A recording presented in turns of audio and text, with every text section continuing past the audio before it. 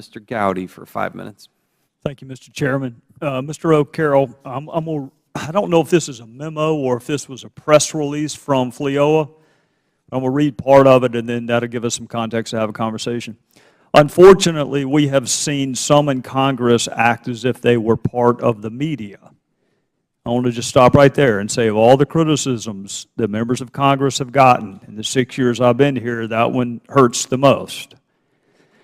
Instead of introducing bills that could help our agency, they'd rather go for the 30-second soundbite that tarnishes the reputation of the agency and work ethic of its personnel. This is unfortunate, as we do have many allies in Congress and appreciate the work of the Secret Service, its personnel, and want to help, but they are overshadowed by the screaming minority who might not even be able to pass the test for our job. Now, I consider myself to be one of your allies, so I don't think you have a better friend in Congress than the former prosecutors. But I am wondering what members of Congress you were referring to that would rather pursue a 30-second soundbite than help the agency. Well, Representative Gowdy, I guess first and foremost, that isn't my quote. It was a quote of a representative from the Secret Service who is a member of my association, and it came out on our letterhead. So yes, our concern on this thing is and we've been dealing with your committee, in fact with you, with the chairman, and expressing our concerns that this is a budget issue that needs to be going from the authorizers to the appropriators, and asking the appropriators to add the money that will help with the pay cap on this thing. And I got to admit, sir, you just made your case without talking about any member of Congress who is more interested in a 30-second soundbite than they are helping the agency. You just did it, which makes me wonder why this memo didn't do it. Are there members in particular? I actually don't think I've ever been on television talking about the Secret Service, so I don't think you're talking about me. Who are you talking about? In this case, as I said, Mr. Gowdy, I didn't write that one, so I'm not too sure specifically which member was being talked about. But it came out on FLEOA letterhead. Yes, sir. Right?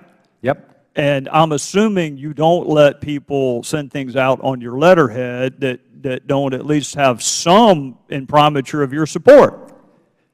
Well, Mr. Gowdy, what I can do on that one is I can go back to the author of it and find out which member he was speaking about specifically. But I got to tell you, this is a can that's been kicked down the road for years and years in terms of this overtime issue. Right, I get that. There's a lot to blame.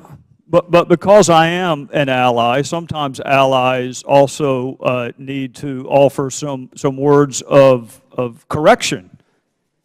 That paragraph ended by saying, overshadowed by the screaming minority who might not even be able to pass the test for our job. Can you see how that might have gotten my attention, the way that would be phrased, might not be able to pass the test for our job?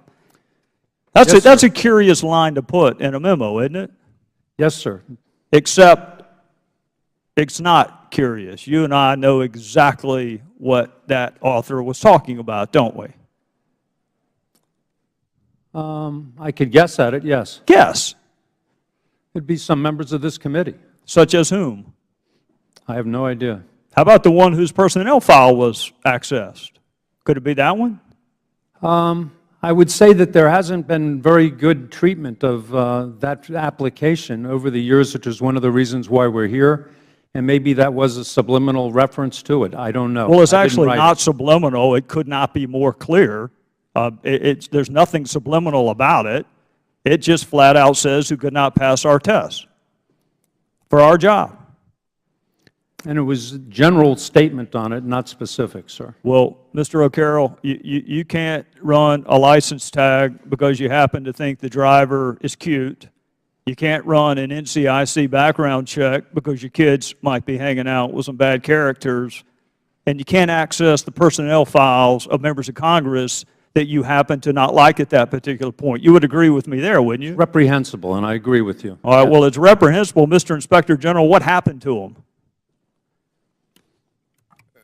My understanding is that there was discipline that was imposed by the department. I don't have those details because I was not involved in the discipline process. Well, when you say discipline, give me the range of discipline that could be possible. Well, I think the range of discipline could be anywhere from termination. Was anybody terminated? My understanding is no. Was anybody given time off? My understanding was yes. With or without pay?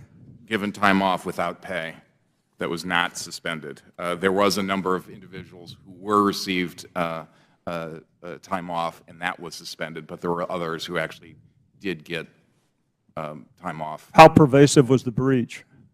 Well, our report said that it was approximately 40-some people, only of which 3 had, or 4, I can't remember off the top of my head. Is there any ambiguity on whether or not it's a good idea to access anyone, member of Congress or otherwise, application or personnel file to use for retributive purposes? No. Is there any ambiguity about whether or not that's a good idea? It is not. Can you let me know what discipline was meted out? There's no one in Congress that holds law enforcement in higher esteem than I do. No one. But we choose to go into that line of work, and the rules apply even to us. And I think accessing programs that the public does not have access to try to embarrass your critics, to